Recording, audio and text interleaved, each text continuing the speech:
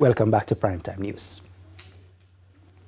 We are not moving. That declaration this evening from residents of Parottee in St. Elizabeth over an announcement from the Prime Minister, Dr. Andrew Holness, that they will be relocated. Now, the coastal community was devastated by Hurricane Melissa, and residents have been struggling to rebuild. Krista Campbell has details.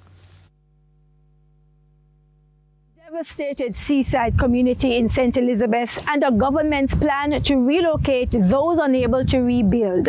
But not even heavy rains could stop the people of Parottee from sending this message on Tuesday. The Prime Minister have been right to say what he must say, but I'm not right because I'm going to ask you what we want. No, we live here. What we have about? I come here, I'm left for business there around.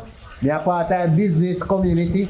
And if a tourist come here, them have to have one room for me because I don't know where I go. I am not leaving, and the whole community is standing up. They are not leaving.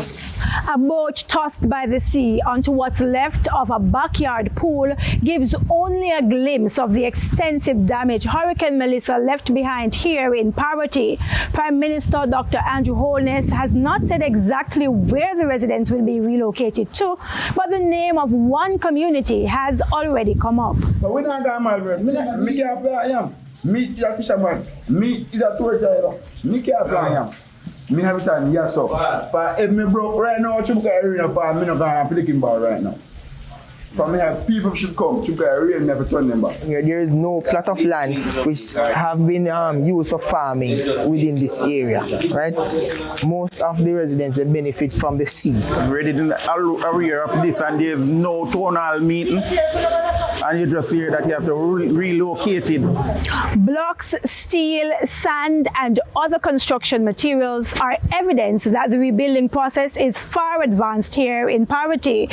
And two-story buildings like the one behind me are even clearer evidence that the people intend to rebuild in the only community they say they've known, which is why their response is clear. I'm like my third generation fisherman in my family.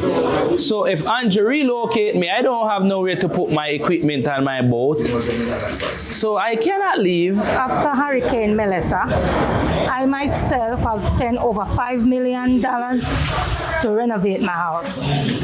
And to hear that I have to relocate, that's not nice.